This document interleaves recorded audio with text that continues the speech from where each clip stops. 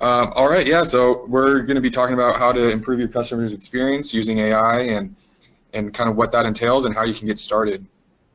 My name's Stephen Borg. I'm the co-founder and strategist. And before we get started, I want to talk just very briefly about our Advanced Analytics Managed Support Service. A lot of times people are looking for a way to get started with data analytics inside their own organization, and we can act as a catalyst for that, both by providing training and skills, as well as that kind of prod to keep going. As part of the service, we do some assessment and planning work, and then throughout the remainder of that contract, we'll support and do consulting with you, raise awareness inside of your organization. Sometimes that means providing additional training resources or working with you. Contact us for rates and services. We'll get right into the presentation, but I just want to stress, people have found this to be a very useful way to get data analytics going inside of their own organization. All right, AI, big data, and more. Back to you, Ryan, for a quick introduction and the first slide. Yeah, so again, my name is Ryan Chenoweth, and as everyone kind of knows, is the data market is changing, and it's growing, and everyone is dealing with data of large size and unstructured, and that kind of creates new problems, whether it's a big data problem where it's just hard to handle it and you need to go to the cloud to process it, or you're starting to ask, what is my data telling me, and where do I even start with the analytics in that sense?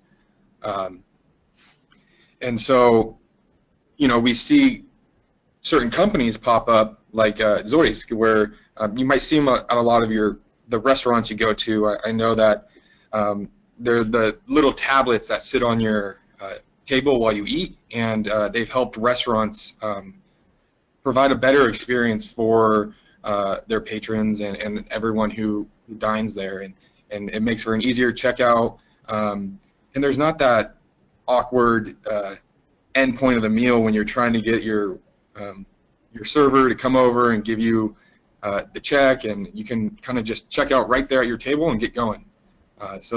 And additionally, it allows them for real-time reports, as we see. It's automatic feedback, and they've incorporated customer surveys inside that little tablet. It's kind of an interesting thing. It sounds like a small thing to increase table turnover by 7 minutes, but that's a pretty big deal when you're in an organization like Red Robin or some restaurant where you've got an awful lot of seats.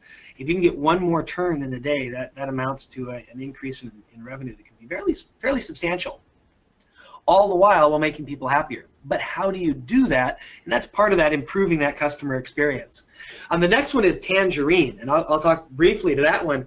There's online banking is, you know, everyone has their bank, and then they use whatever online portal is with that bank.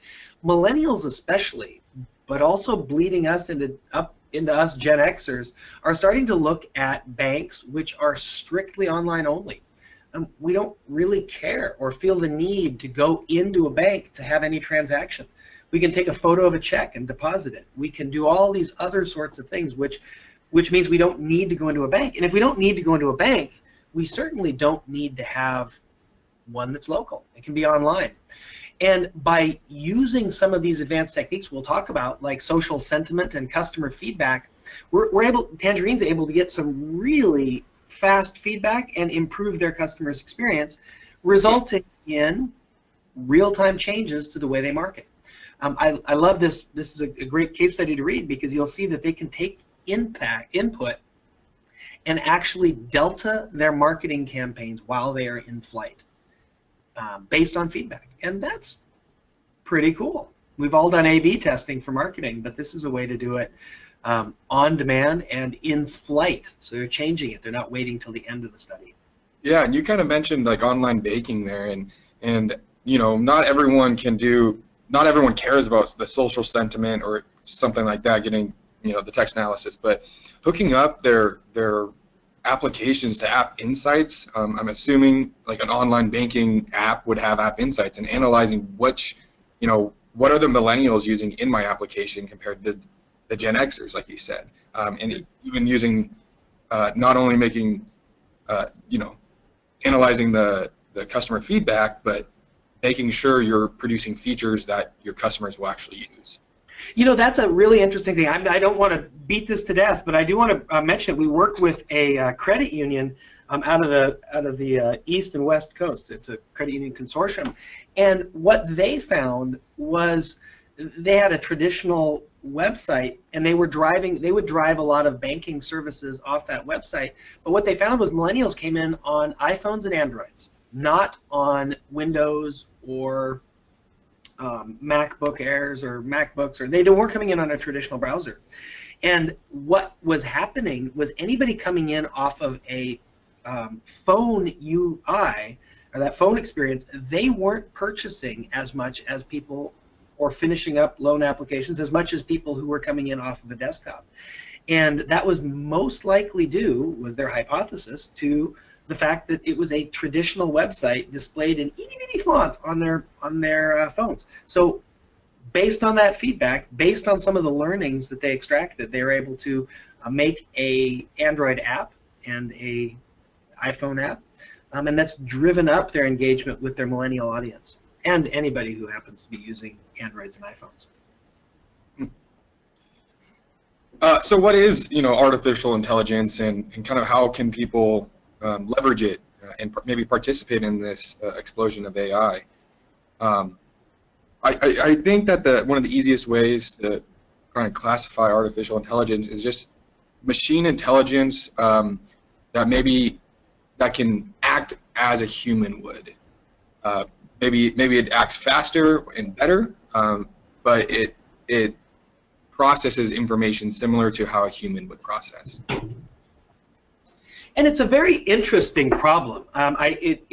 You know, might define it as something that learns over time based on data, and potentially will change, I'm air quoting this, change its mind as it gets further and further data and is learning new things. It's a broad category of things that are applicable. We'll talk about machine learning in just a moment as a quick refresher in case you missed the earlier presentations.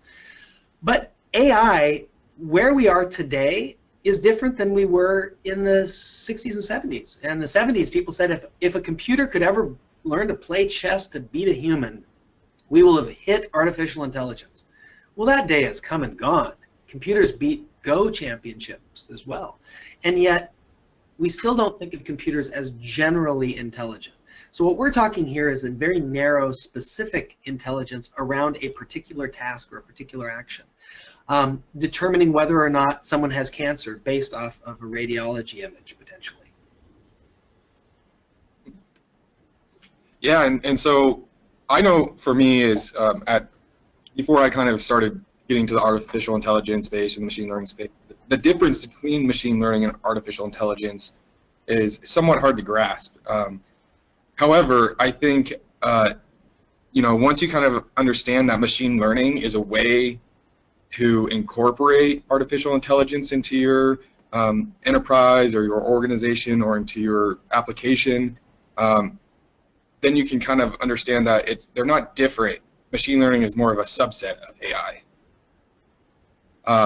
And like you said before, machine learning is something that it takes in data and it gets smarter over time and helps you solve those dynamic problems.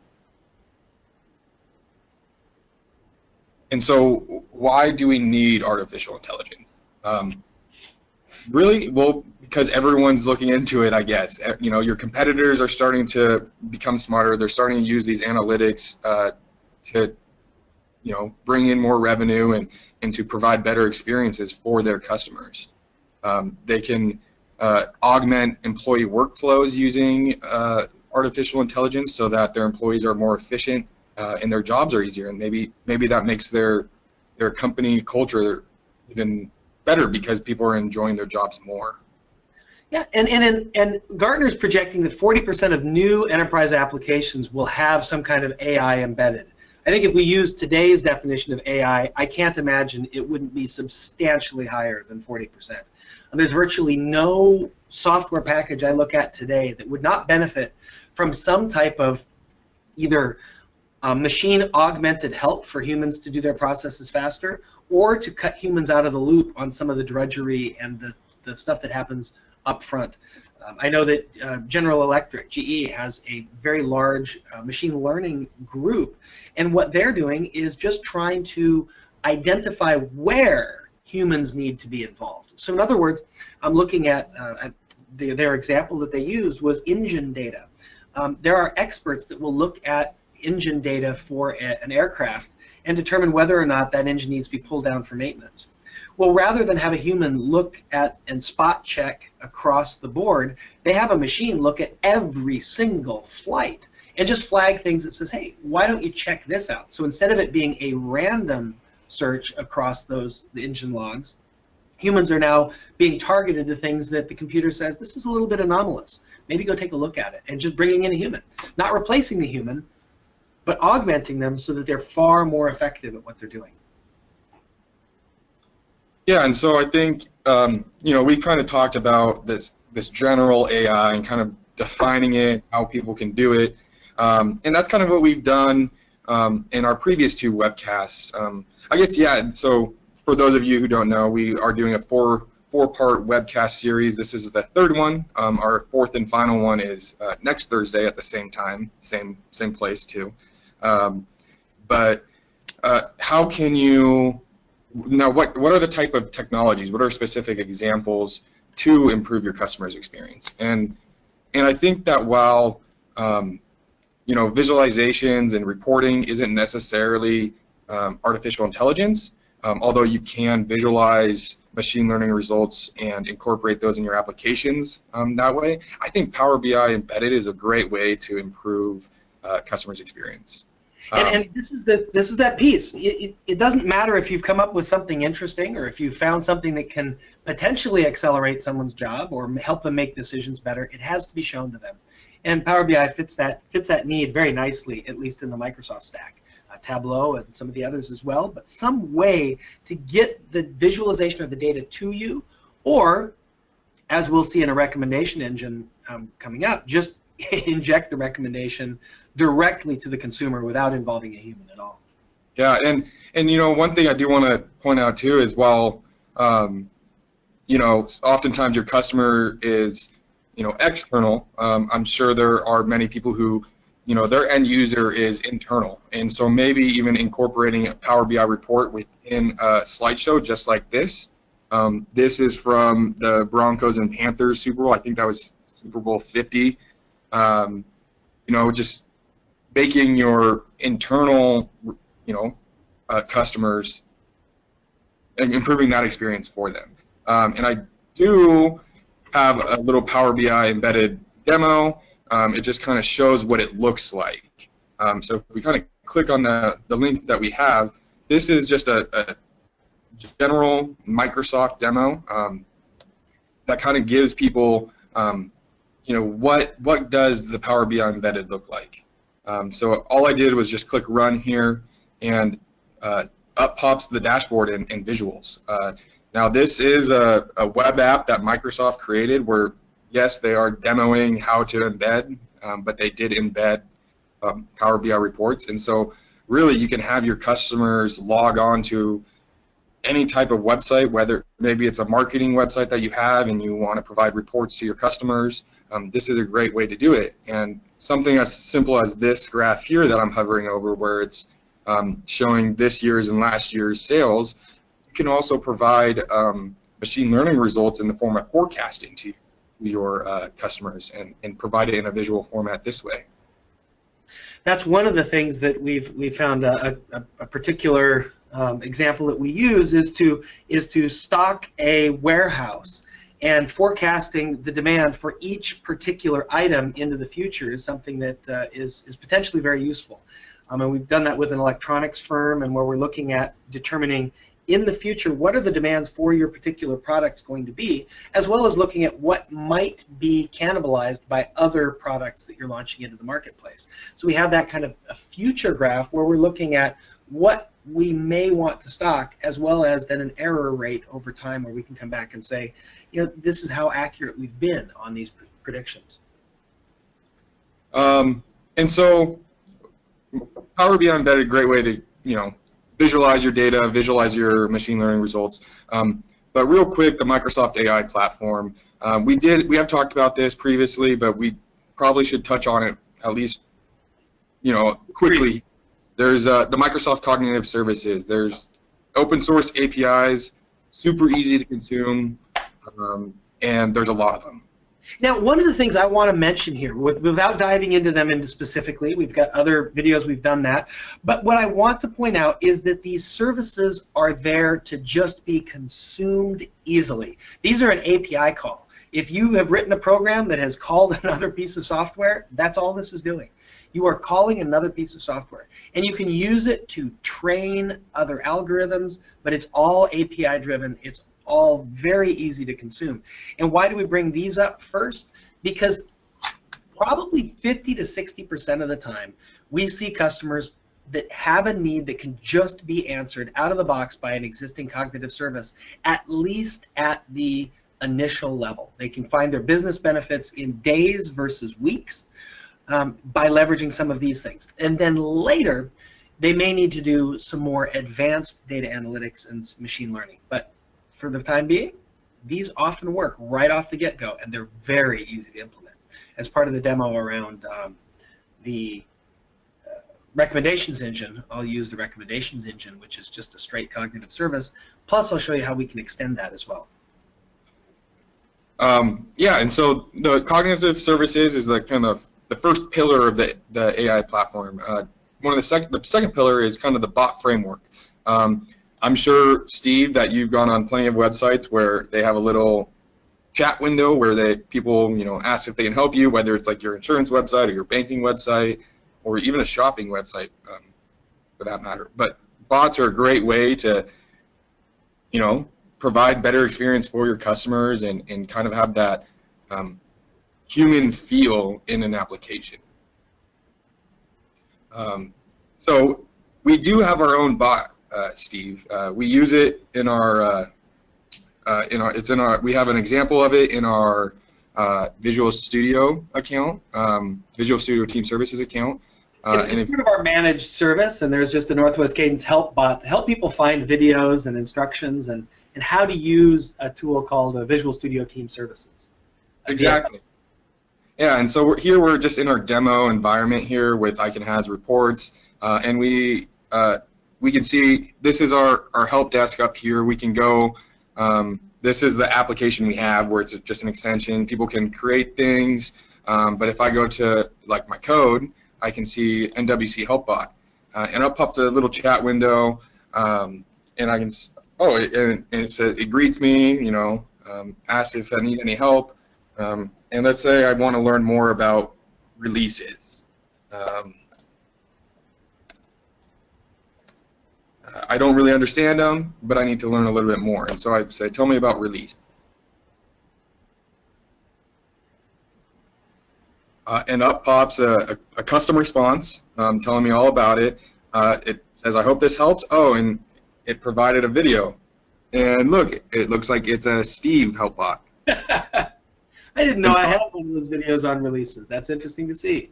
And I click the video, and up pops a Northwest Cadence help video. So simple as that, where I can get I can ask questions and get an immediate response. I don't have to go on and email anyone to help me with releases or learn about releases. I don't have to Google. It's just right here in the application I'm already using. Now, this is really interesting. Do you have Lewis up? Do you have a link to Lewis that you can show? I do not, but here, let me see if I can. You mind popping that up while I just quickly mention what's so interesting about this bot framework that Microsoft has is it's back-ended by a lot of their own services. And Ryan's logging into something called Lewis, which is a language understanding and intelligence service. And basically, it understands things like synonyms. It understands how contextually people communicate, especially how they communicate with chatbots. And we have an example chatbot here that this back ends our chatbot. And what happens is it understands things like synonyms. We can provide it with synonyms. We can train it. We can see what our entities are, so we can get the context of what people are talking about. For instance, for us, bug and defect are synonyms. But if we were an exterminator, Bug might be more closely related to something like spider or ants, and not related to defects. We're in a different domain, and we're able to come in and find out what utterances we use, and we want to point people towards ideas like DevOps or code, etc. But all of this is being trained in the back end. And what's interesting, as people are asking it questions around particular things, it's giving us an answer. It's giving them an answer, but it's logging the question and its confidence intervals, so we can go in and kind of tweak it and make it better and better and better. But we don't have to do all of the work. It can understand our domain. In fact, there's a tool that we can use with this where we can point it to a corpus of text, and it can start to understand that when you're an airline and someone says, "I missed my leg," it doesn't mean they should call 911. It means they need to rebook a flight.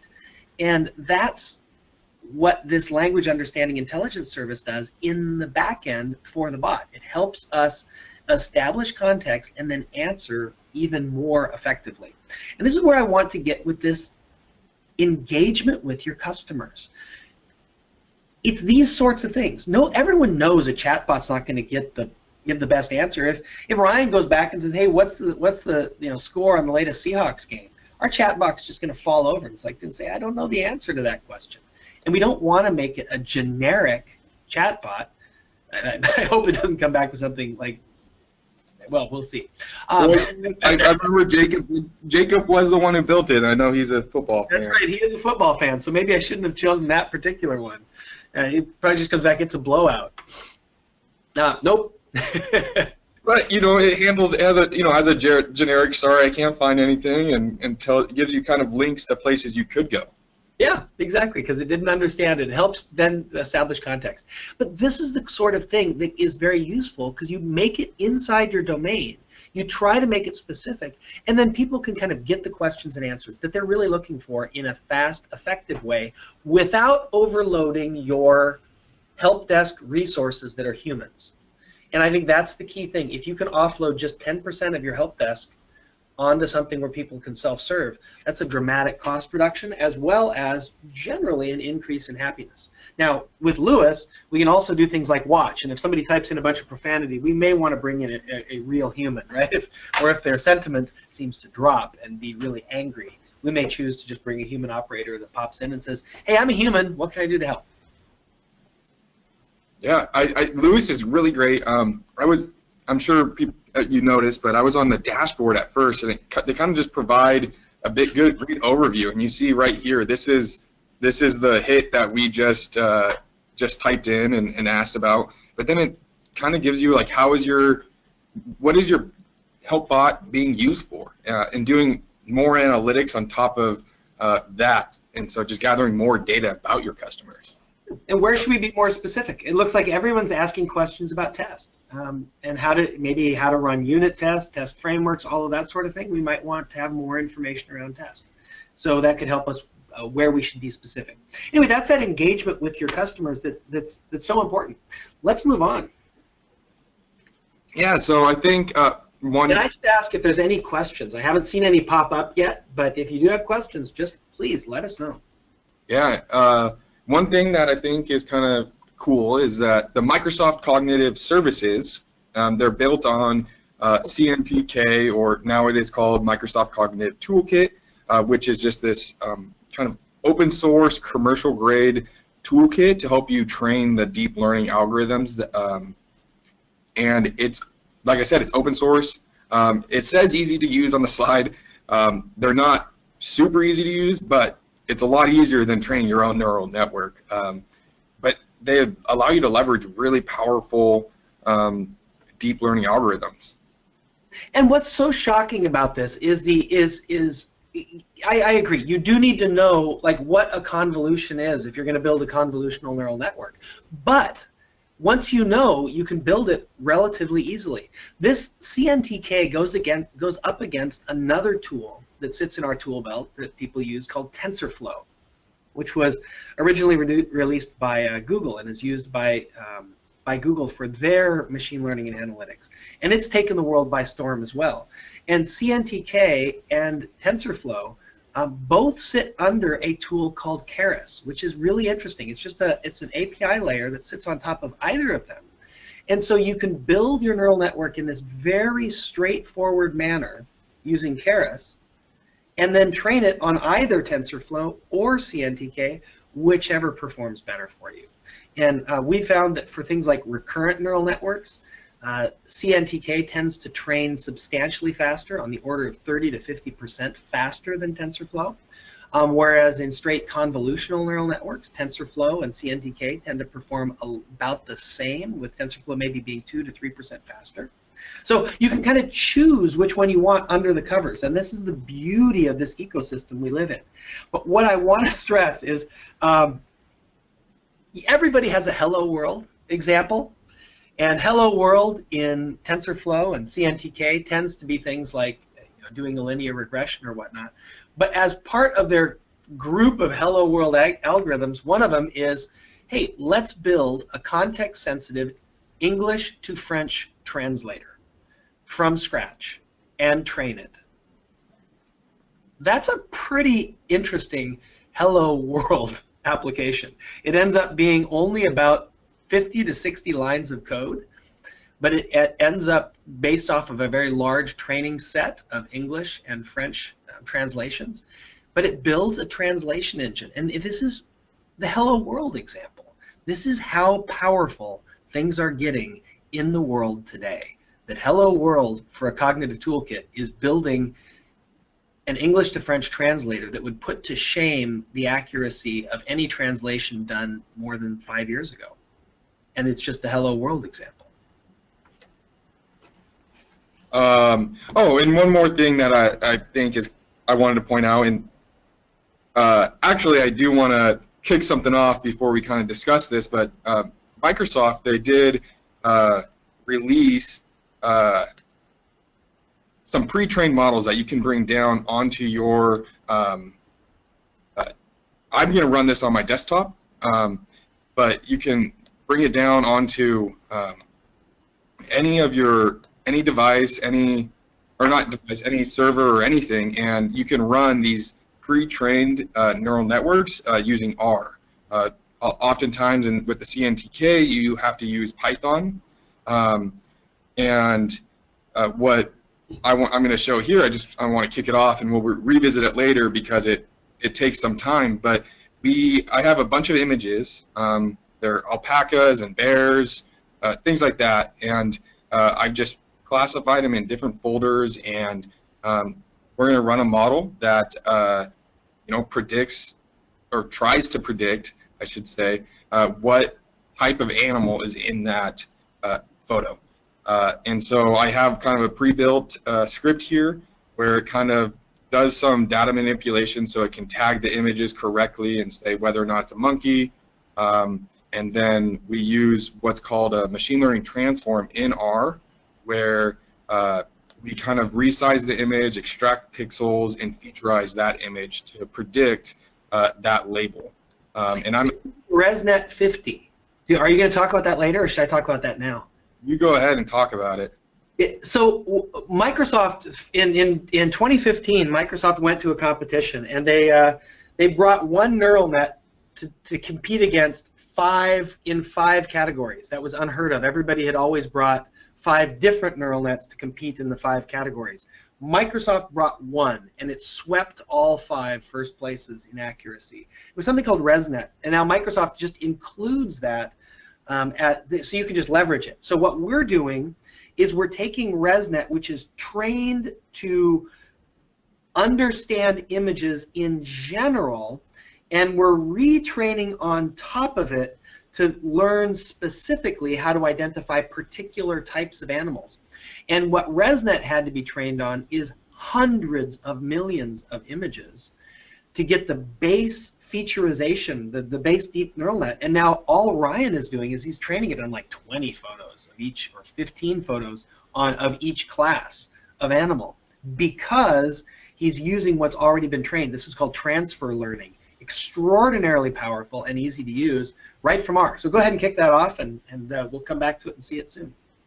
Yeah, it takes about 10 minutes to process, and the cool thing here is I'm using this really powerful neural network, and I'm actually just running it on my Surface. And I'm not like I started creating this demo like a week or two ago, and I was hoping to kind of create a web page where you can upload a photo and it kind of tells you. Didn't get that far. That's why we're kind of running it in our studio, but so that it's on my Surface, and it's not living on our server or any type of big machine, and that's pretty cool to me. But yeah, it takes about 10 minutes, and we'll kind of come back to that. Oh, seemed like we may have lost our place. Let's just get back. So again, they released it on our server, and I actually just have the R client installed. There's small differences. We don't need to go into detail now, but it's just on the installation guide. You just click pre-trained models and install right there for you. So that's running. And the final kind of pillar of the AI platform is the data and analytics platform.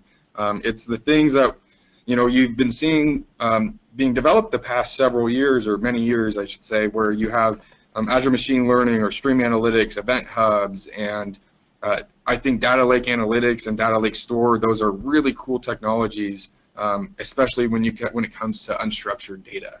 But being able to leverage this ecosystem, this platform, to expose to your end users and to automate your systems to provide a better experience for customers can really allow you to take advantage. And then I think one example that we do have is Heartland Bank. They were able to streamline the onboarding of new loan applicants by pulling together a bunch of data and using our server and SQL Server to kind of make that process easy. So their customer would come in, and instead of having to do a ton of manual work and the customer has to wait there forever, that process was nearly automated so that the process was faster and a better experience for loan applicants. And because of that, we kind of have a similar demo. We're going to use some credit data from, it's out there in the open, you can find it online very easily. It's the German credit card data set. And I took that data set, incorporated it in an R server web service. For those of you who don't know, there's the machine learning server, I guess, formerly known as R server, that allows you to deploy your R code. And Steve, I'm actually not sure. Can you deploy the Python code on a machine learning server? I'm not sure. I know that in the next iteration we will be able to, the 2017 release. I don't know if in the current release we can deploy Python yet. It's going to be an absolutely critical thing, because this takes R, and you can install R server on your Hadoop or Spark infrastructures, and it'll just scale everything out massively.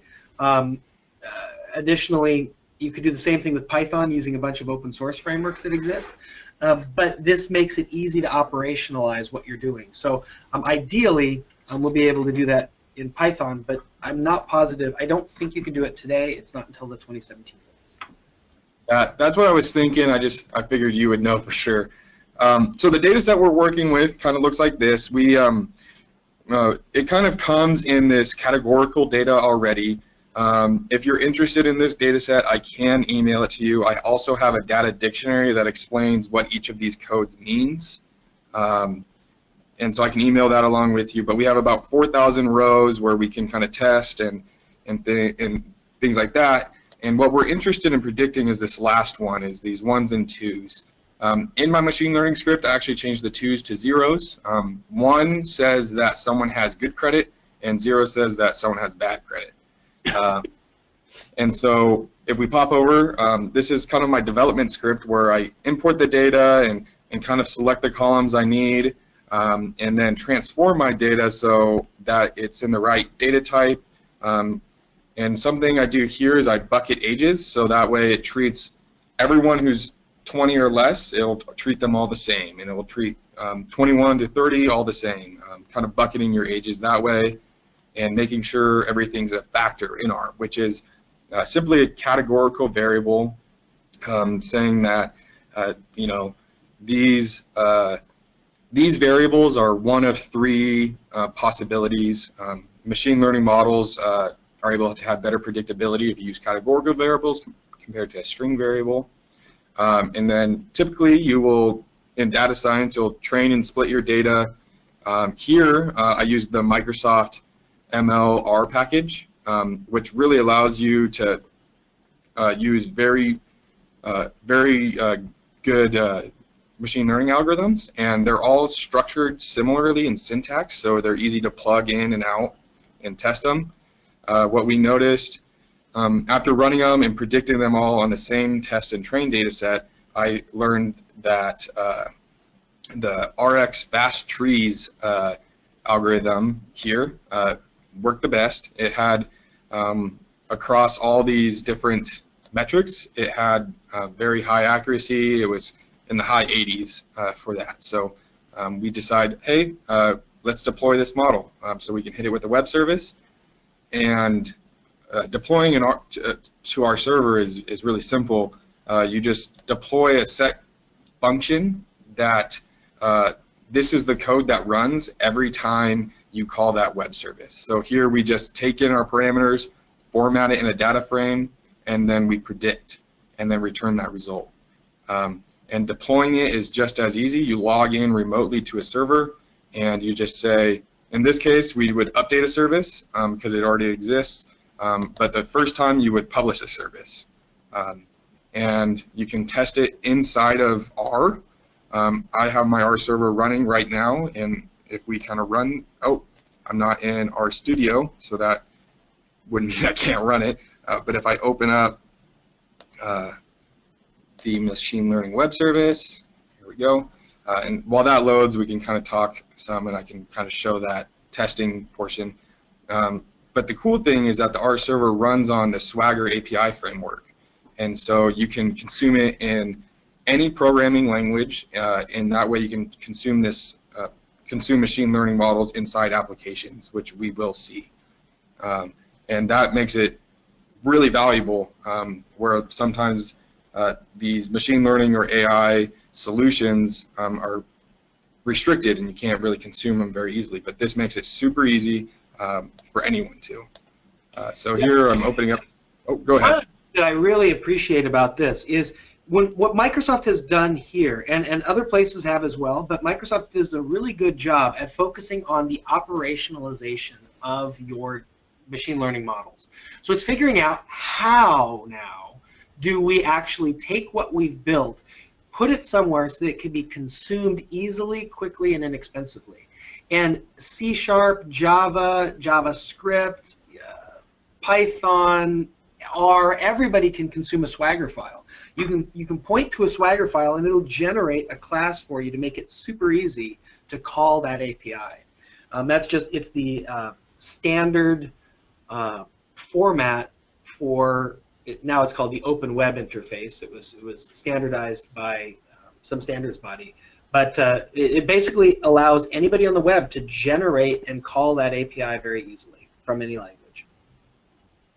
Yeah, and it looks like you know, my R scripts aren't opening up right now. It might be because I'm training that neural network right now on my Surface.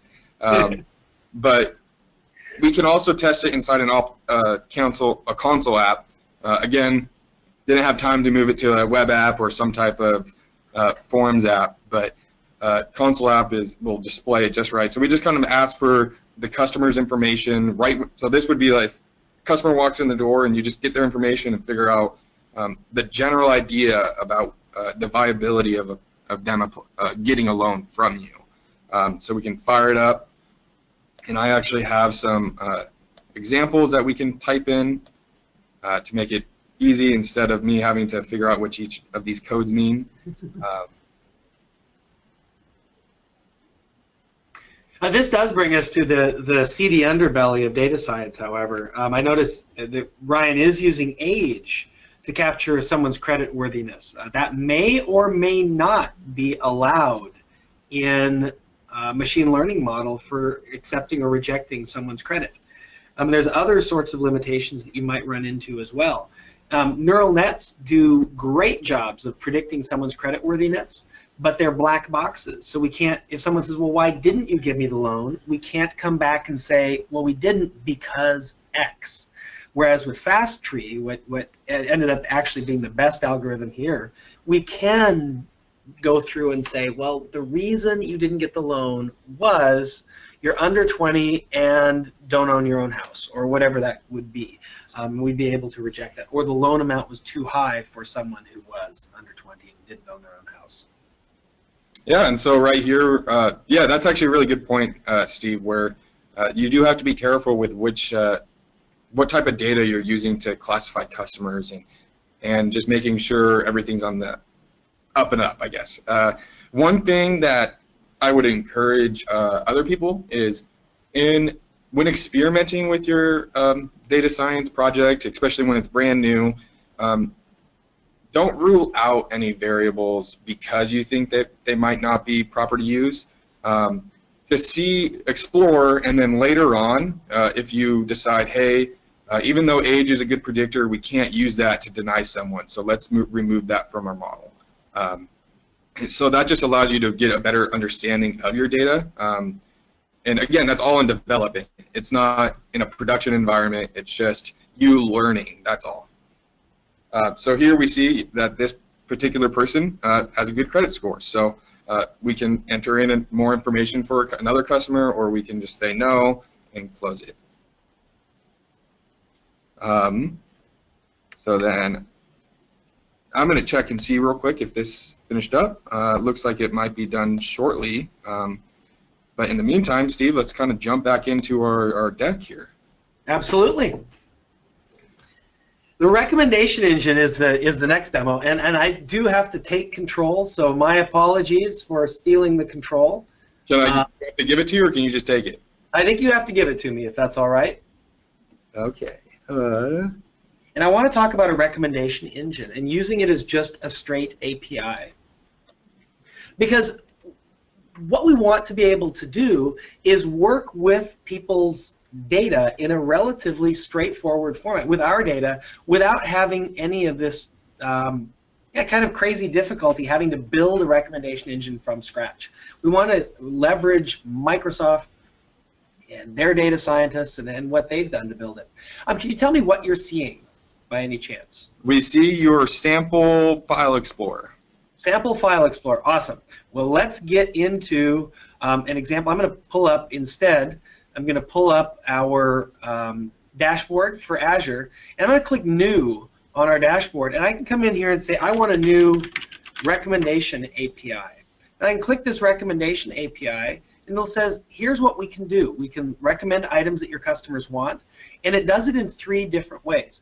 Frequently bought together, increased discoverability, like people who looked at this also looked at these, they might be long tail type things, and then people like you were also interested in this feature.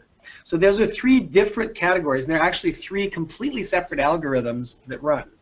We click Create, and now we can simply create our, we'll just call it Reco API, and we'll put it in this thing. The pricing tier, we'll do S1, that gives us 100,000 calls to it, and we can use an existing resource group. I've got one with recommendations in there already. I'll click OK, and I can click Create, and it's going to go in right now. I should have pinned it to the dashboard, bummer. But it's going to go out and it's going to create this recommendation API for me. Now, in the back end, Microsoft is generating whatever it is they need to be able to learn from the data I'm about to give it. So I'm going to pin it to the dashboard now, and we're going to go in and take a look. Very simple. I can change the pricing tier, etc. I'm going to need to grab a key from it. You can see this because I'm going to be deleting it later, but I'm going to click to copy this key. And these keys are going to be used to access the service. This is my permission to use it. I need to use this every time I communicate with it. And here's what the recommendations API in preview does. Like we mentioned, frequently bought together, learn from click patterns itself, and to personalize recommendations based on who that person is. And it does that through an API, basically, that I need to use. So to use it, I basically can go over here and we can look at the documentation and code samples, and this will walk me through how to get started with it, and it walks through absolutely everything. I really, really like to use demos that come from places you can discover and just go out and start on your own. So we're not doing a demo that's so different that you have to understand what we're doing and translate it. Here, you've got the walkthrough as well. You go up, you sign up, just like we did. We set the pricing tier, everything. Now, I went and downloaded an example from Microsoft off their GitHub repository, and I've opened that up in Visual Studio. Let me show you Visual Studio for a moment. And this is a very simple API. It's just a sample app, and what it does is it uploads a bunch of our catalog and some usage data. And we can look at the catalog, and you can see it's got an ID, it's got the description of what it is, and the category that it falls into. And then we have usage data, and usage data is a little bit different, a little bit larger as well. Usage data shows purchases and how people loop these purchases together. So in other words, when they made a purchase of this is the purchase ID. They made a purchase of this at, whoops, they made a purchase of whatever this thing is at this date and time. And then we start to correlate them together based on who did the purchase, when they did the purchase, and how they did the purchase. So we've got that kind of basic data that we're going to be feeding. And we simply push start. You know, give it the recommendations API. There's the key we just generated, and it's going to go through this process of creating a new model. It's going to go to Microsoft and say, give me a new model, and then we're going to upload our catalog data. It'll do this automatically. You can see the code for it, but I don't want to walk through code. It'll upload the catalog. Catalog will say, this is all the things we sell. It'll upload all the transaction stuff, and then you're off and running. And it can make recommendations based on that. Now, here's the cool thing about this. It's not just for use for things that have been purchased. If someone goes up and they type in a search, and 12 items are returned by a search, we send that to the API. So we know what was returned by a search result, and it's one category of things. When somebody clicks on something from a search result, we go back to the API and we say, out of this search, this is what they clicked on, i.e., what are they interested in? So we're passing all this metadata and information, and then it's making a decision as to what they should show next. Now, Ryan showed earlier, we've got a bunch of videos that teach people how to use VSTS. Now, on our back end, we can do a recommendation engine that just sits and watches what people are searching for via the bot and what do they end up clicking through and watching. And then we'll prioritize those as being more likely to answer particular types of questions. So it's going to upload all that, and then it's going to go through this process of training the model. Now, one of the things that Microsoft did is they realized that the recommendation engine, although extraordinarily powerful, maybe didn't answer everyone's particular needs. So I'm going to go and show you one more way to do recommendations, and that is to go out to using something called Azure Machine Learning. And it's a framework that you can use to run your machine learning workloads, and you can deploy a recommendation solution which just happens to be the exact recommendations engine that Microsoft uses for this external API. This just, you can just call the API. Here, you can deploy this into your own solution. It has the same API for working, but then you can go in and tailor it and target it and make changes that you'd like to. And you'll see when you spin it up, it creates all of these things that were done by Microsoft's recommendation API for you. Now they're spinning it up in your own Azure environment. So it exposes the interfaces, how to train requests, how to handle incoming recommendation requests. All of these things are set up for you. Now, why do you care? Data sovereignty, data privacy. If you use Microsoft's recommendation engine, they have one big old fat warning there that says, hey, we're going to look at your data, Now, we're not going to copy your data, but we're going to use your data to improve our own algorithms. You may not want to do that. You may choose instead to spin up your own, which is then very private. Nobody has access to that data. It's secured by default at both rest and in motion, so all of those things can occur here. And this is why you would spin up your own potentially rather than using the Microsoft one. Maybe also it's a little bit more predictable in its cost consumption models as well. If you want to see examples of that, here's a product recommendation solution. Again, right up on GitHub, you can go and download exactly how to do these things and walk through those examples yourself. If you're also interested, jump in and I will happily walk people through one particular to your environment with your data. Microsoft has given us a chunk of funding that allows us to go and build out some of these solutions for you. It tends to be very fast. It's not a big chunk of money, but if you came with like a product recommendation need, we could build that out for you in 1 or 2 days. Generally, that would even be just a quick remote engagement or potentially on site. But we can do that relatively straightforwardly with something like this. Now, the last thing I want to do is break away from thinking that a recommendation engine has to be only for e-commerce sites. We know a wonderful website that is LinkedIn for children, basically. It's a little bit different. It's meant to help them gather all of the activities they've been in since they've been young all the way up through till they're about ready to apply to college. And it can create this basically this CV, this curriculum vitae of what has the student done and why should they be admitted to some of these more prestigious universities.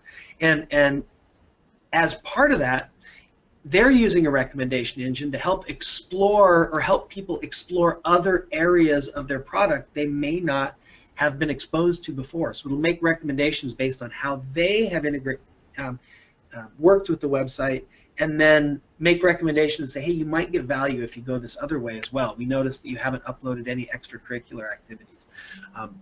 Engage in that part of it. And so it's a way that they've been able to create more depth in the way people are using their platform.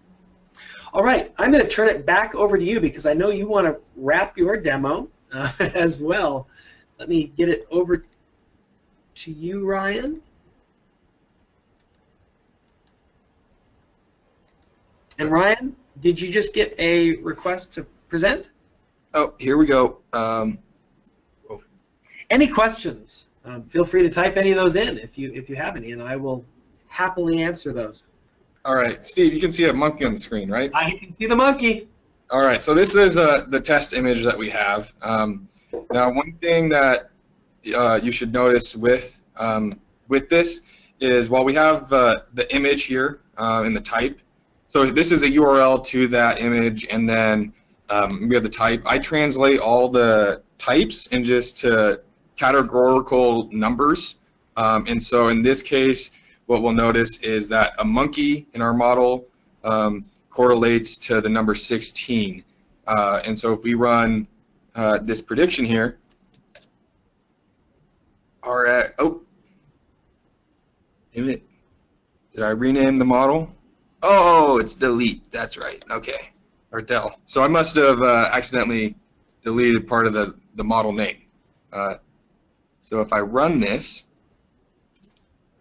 I should get a prediction back. It's processing down here, and my prediction, I get the label 16, and that was what it was. The cool thing about the package we used is it does score it for each possible label, so you have a probability that it is each one, meaning this is a probability that that image was, it looks like an alpaca. And so what it does is the model automatically just figures out which one was the highest and says, and gives you the predicted label that way. If you want the associated probability with that, you have to kind of go in and figure out which one is the highest using R code. Not an easy task, but not too difficult either. And so that's kind of how you can use those pre-trained R server models really anywhere that you have R installed. if I ran it on my Surface, I'm sure if I had more images, I might need a bigger or more compute. But really cool that Microsoft is allowing anyone to use those. So we're kind of wrapping up here. We're a little bit over the time. So kind of how can our listeners get started, I guess. One way that I like to encourage people to identify problems is just by thinking of what are the business problems you currently have, and how can those be solved with your data in machine learning or deep learning. And then how can you incorporate intelligence into your application? Can you use any of the Microsoft Cognitive Services? And then when you are developing a brand new application, try to use intelligence there. Don't wait till after the application's already developed and you have to add a new feature in, but try to do it while you're developing it. And there's a good rule of thumb that I like to use, and it's I got it from Andrew Ng, one of the founders, or one of the kind of luminaries in the AI movement. He said, today, what is wide open, and the problems we can solve with AI today, is basically anything that a trained human expert can do in 10 seconds or less is something that is wide open to AI to do better or to augment that human for. So in other words, if it's something that takes a human several years, like writing a novel, we're nowhere near that. But if it's looking at a radiology image and determining whether or not there's a cancerous growth, that's something a radiologist, a trained human, does in 10 seconds or less.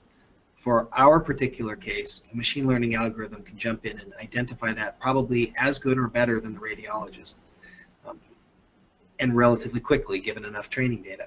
And that's where it is today. If you've got something that human experts do in 10 seconds or less, that's something that can be either automated away or augmented by machine learning relatively quickly. Yeah, and so we really encourage you guys to get started in the AI space, and we'd love to partner with you on really any number of engagement types, and we'd just be really excited to solve new problems and exciting problems. Steve, do you have anything to add? Nope, that's it. Thank you very much for attending, and I'm looking forward to talking with any of you later as well. Feel free to shoot us a question. There's our email addresses, both first name dot last name at NW Cadence. Yeah, thank you, everyone. Hope to see you guys next week. Our fourth and final webcast is at 10 a.m. Pacific time. So thank you. Then, bye, everyone.